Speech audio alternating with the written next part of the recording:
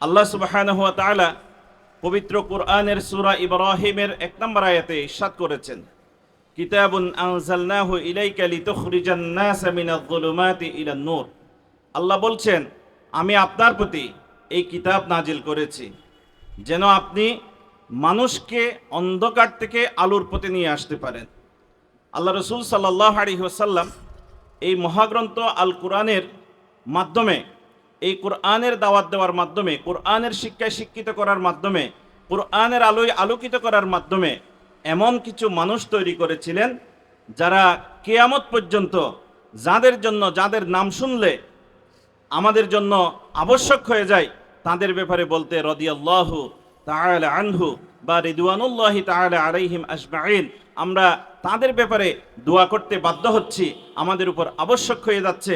সেই রকম আলোকিত এবং সোনালী প্রজন্ম রাসূলুল্লাহ সাল্লাল্লাহু আলাইহি ওয়াসাল্লাম এই মহাগ্রন্থ আল কোরআনের মাধ্যমে তৈরি করেছিলেন।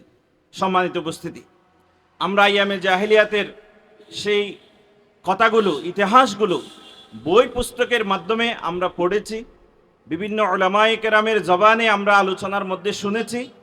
কিন্তু বর্তমান সময়ে এসে, যেই সময়কে আমরা মডার্ন যুগ বলছি, যেই সমাজকে আমরা আধুনিক যুগ বলছি, সেই সমাজে কিন্তু আমরা বিভিন্ন জায়গায় এই আইয়ামে জাহেলিয়াতের যে থিওরিগুলো আমরা পড়েছি, সেগুলো এখন আমরা প্র্যাকটিক্যাল দেখতে পাচ্ছি।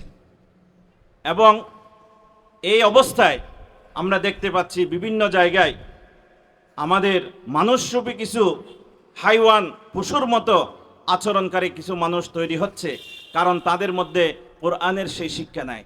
তারা যদি কোরআনের শিক্ষা লাভ করত, তাহলে তাদের জীবন অন্ধকারে পরিপূর্ণ হতো না, তারা আলোকিত মানুষ হিসেবে গড়ে উঠতে পারত, তারা সমাজকে আলোকিত করত। কিন্তু তারা সেই কোরআনের শিক্ষা গ্রহণ না করার কারণে, কোরআনের শিক্ষায় শিক্ষিত না হওয়ার কারণে, বা মা বাবার গাফলতির কারণে সন্তানদেরকে কোরআন শিক্ষা থেকে বিমুখ রেখেছে। সেই কারণে এক পর্যায়ে গিয়ে মা বাবাকে লজ্জিত হতে হয়। সন্তানের আচরণের কারণে অনেক সময় পিতামাতা হিসেবে পরিচয় দিতে নিজেদের লজ্জাবোধ করতে হয়, নিজেদেরকে লজ্জিত হতে হয়।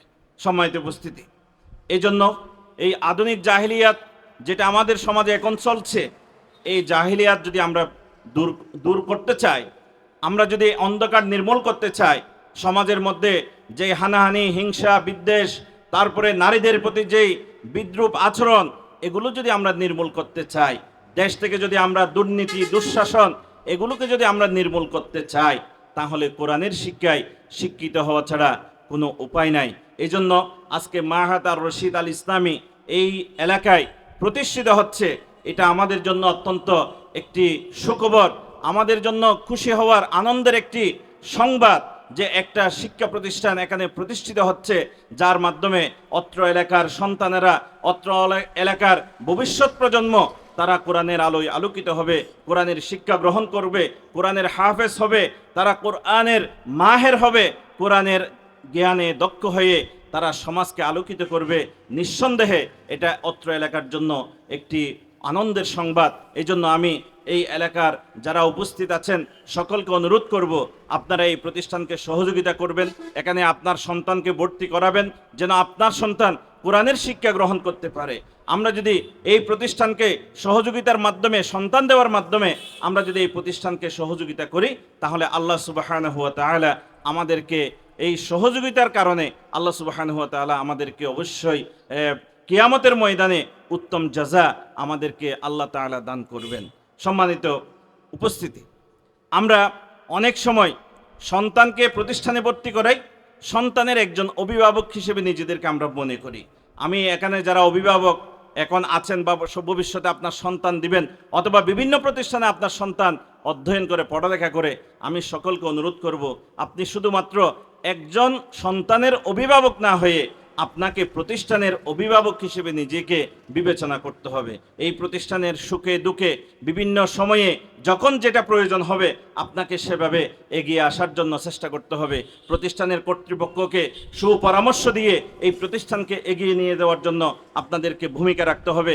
এরপরে এই প্রতিষ্ঠানের বিভিন্ন প্রয়োজন সামনে চলে আসবে, সেগুলো পূরণ করার জন্য আপনাদের সবাইকে এগিয়ে আসার জন্য চেষ্টা করতে হবে। আমরা যদি এগিয়ে আসি, কোরআন শিক্ষার সাথে যদি আমরা থাকি, কোরআনের এই প্রজন্ম যদি আমাদের ভবিষ্যৎ প্রজন্মকে যদি আমরা কোরআনের শিক্ষায় শিক্ষিত করতে চেষ্টা করতে পারি, তাহলে আল্লাহ সুবহানাহু ওয়া তাআলা আমাদেরকে অবশ্যই পুরস্কৃত করবেন। বিপরীত দিকে আমরা যদি কোরআন শিক্ষা থেকে বিমুখ হই, আমাদের সন্তানদেরকে যদি আমরা কোরআন শিক্ষা থেকে তাদেরকে বঞ্চিত করি, তাদেরকে কোরআনের শিক্ষায় যদি আমরা শিক্ষিত করতে না পারি, তাহলে আমাদের জন্য অনেকগুলো পরিণতি রয়েছে, অনেক দুঃসংবাদ আমাদের জন্য রয়েছে। কিয়ামতের দিন আমাদেরকে কঠিন কাঠগড়ায় দাঁড়াতে হবে।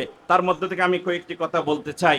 আমরা যদি কোরআন শিক্ষা থেকে বিমুখ হই, তাহলে এক নাম্বার আমাদের জন্য যেটা সমস্যা হবে সেটি হলো কিয়ামতের দিন রাসূল সাল্লাল্লাহু আলাইহি ওয়াসাল্লাম আমাদের বিপক্ষে নালিশ দায়ের করবেন আল্লাহ সুবহানাহু ওয়া তাআলার দরবারে। নাউযু বিল্লাহি মিন যালিক। আল্লাহর রাসূল যদি আমাদের বিরুদ্ধে নালিশ দায়ের করেন, তাহলে আমাদের আর মুক্তির কোনো উপায় থাকবে না। আল্লাহ সুবহানাহু ওয়া তাআলা সূরা আল ফুরকানের মধ্যে ইরশাদ করছেন, ওয়া ক্বালার রাসূলু ইয়া রাব্বি ইন্না কওমি ইত্তাখাযু হাযাল কুরআনা মাহজুরা। আল্লাহ রাসূল আল্লাহর কাছে নালিশ দায়ের করবেন, হে আল্লাহ, আমি তো এই কোরআনকে আমার উম্মতের নিকট রেখে এসেছিলাম, কিন্তু আমার এই উম্মত তারা কোরআন শিক্ষা গ্রহণ করে নাই। কোরআনের শিক্ষায় শিক্ষিত করার জন্য তাদের সন্তানদেরকে দ্বীনি শিক্ষা প্রতিষ্ঠানে ভর্তি না করিয়ে তারা বিভিন্ন অনিসলামিক শিক্ষা প্রতিষ্ঠানে, খ্রিস্টান মিশনারিদের শিক্ষা প্রতিষ্ঠানে তারা দিয়েছে। আমার কোরআনকে তারা পরিত্যাগ করেছে, কোরআনের শিক্ষায় তারা শিক্ষিত হয় নাই। এভাবে রাসূল সাল্লাল্লাহু আলাইহি ওয়াসাল্লাম আমাদের বিরুদ্ধে আল্লাহর দরবারে নালিশ করবেন। এরপরে আমরা যদি কোরআন শিক্ষা থেকে বিমুখ হই, কোরআনের শিক্ষায় শিক্ষিত না হই, কোরআনের উপর যদি আমাদের আমল না থাকে, আর আমল করার জন্য আমাদেরকে আগে জানতে হবে, আর জানার জন্য আমাদেরকে এই কোরআনের সাথে আমাদেরকে সংশ্লিষ্ট হতে হবে। আর আমরা যদি কোরআনের শিক্ষায় শিক্ষিত না হই, তাহলে আল্লাহ সুবহানাহু ওয়া তাআলা আমাদেরকে কিয়ামতের দিন অন্ধ করে কিয়ামতের হাসরের ময়দানে উপস্থিত করবেন। আল্লাহ সুবহানাহু ওয়া তাআলা বলছেন, ওয়ামান আ'রাদা আন যিকরি ফাইন্না লাহু মাঈশাতান দানকা ওয়া নাহশুরুহু ইয়াওমাল কিয়ামাতি আ'মা।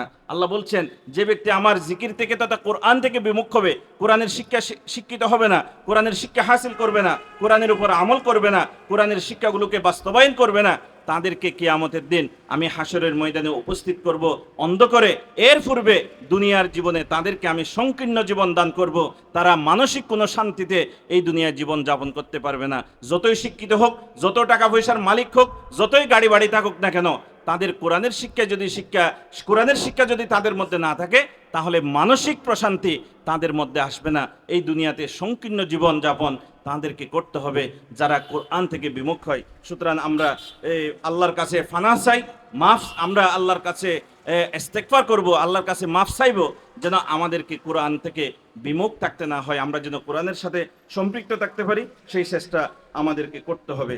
এরপরে যদি আমরা কোরআন থেকে বিমুখ থাকি, তাহলে কোরআন আমার বিপক্ষে আল্লাহর দরবারে নালিশ দায়ের করবে, কোরআন আমার বিপক্ষে চলে যাবে। আল্লাহ রাসূল সাল্লাল্লাহু আলাইহি ওয়াসাল্লাম বলছেন, ওয়াল কুরআনু হুজ্জাতুল লাকা আও আলাইকা।